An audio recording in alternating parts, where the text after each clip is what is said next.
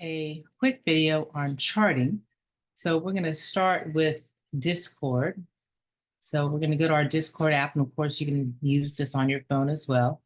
We usually look at the one-day rejection alerts and the one-day signal Lewis alert. So we're going to stick with the one-day rejection. And for the one-day rejection, I believe I found back.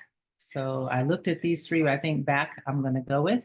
So I'm going to click back to my Tradingview screen. And if you're not familiar with Tradingview, you would hit in the upper left corner, type in the ticker symbol, and then it'll show up on your screen. We always want to start on the 5 minute, because the 5 minute is going to show us whether or not we have time frame and continuity. And that just means whether all of the time frames are going in the same direction. So normally you want them either all to be green or all to be red. In this case, we're looking at back for a day trade or maybe a swing.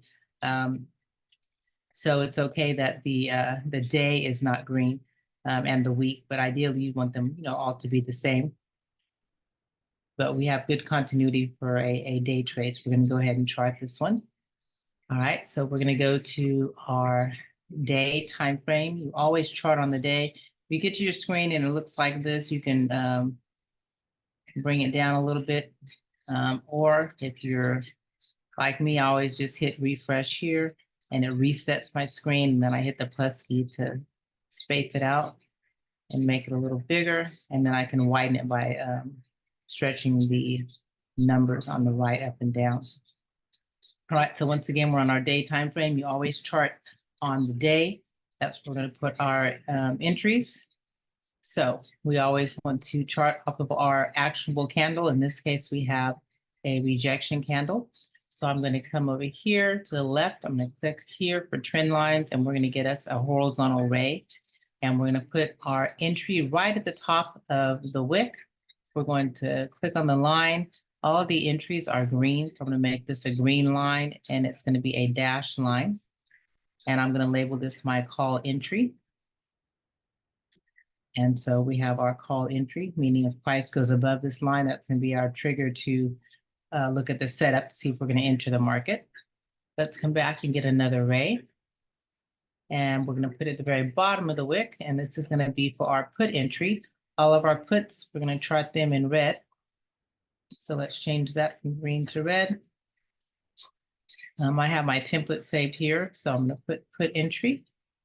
And there we go.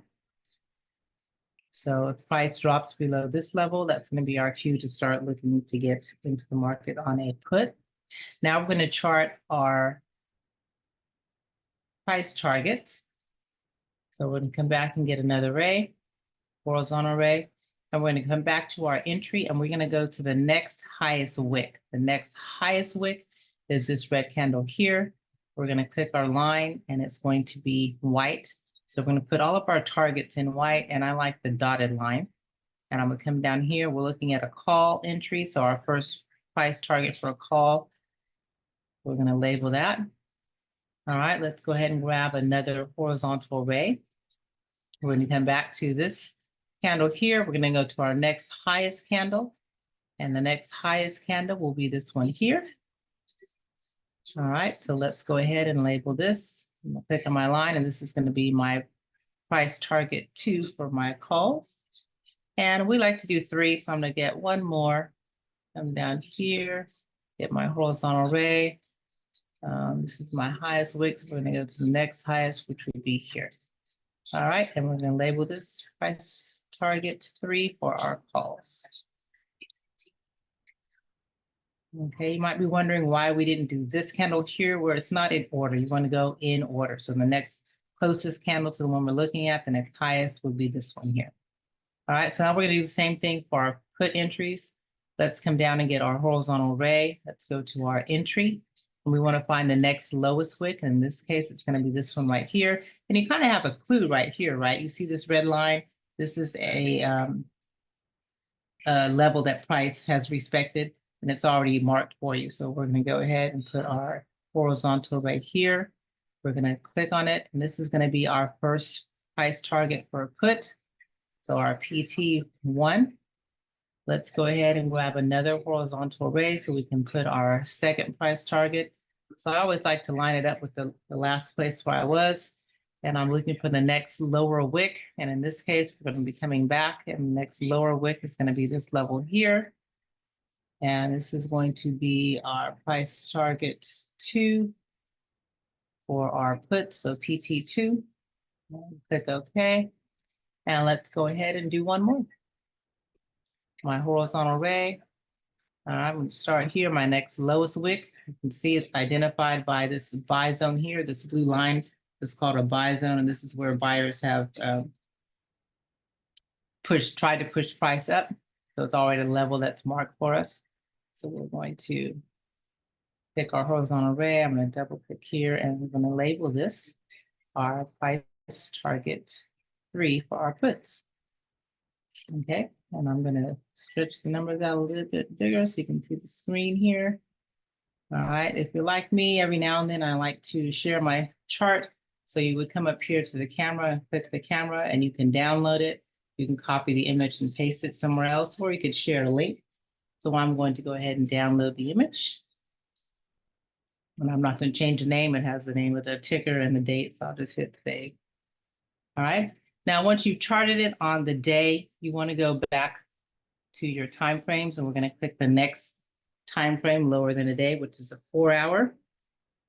And you can see that on the 4-hour, our entry for a call is right at the tip of the wick, but our entry for a put is down here. So we want to move it up.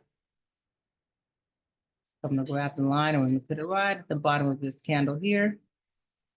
Okay, so that just gives us a closer entry. We can enter sooner. All right, and then I'm going to go down to the 1 hour.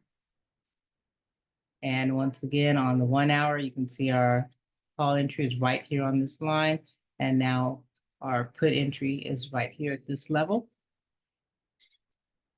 And you can see that our green entry horizontal ray is lined up with a red sell zone. If I move this, you can see that we put it right on top of sell zone. That just means we charted correctly.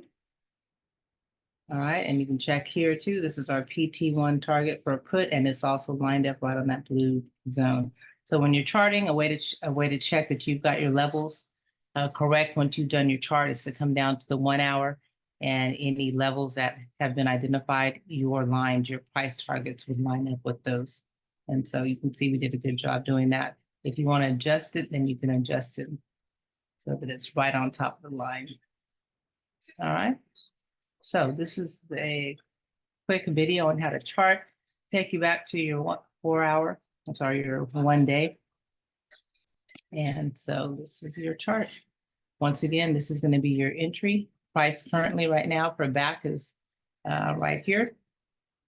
When the market opens, of course, you're not going to trade the first 15 minutes of the market. You want the market to settle.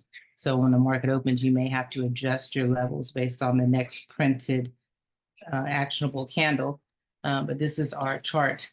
So once again, you're going to chart on the day. You can put your entries on the day. You can go down to lower levels to adjust your entry so that you can get into the market sooner. But you always want to put your price targets, your PT price targets, you always want to chart those on the day.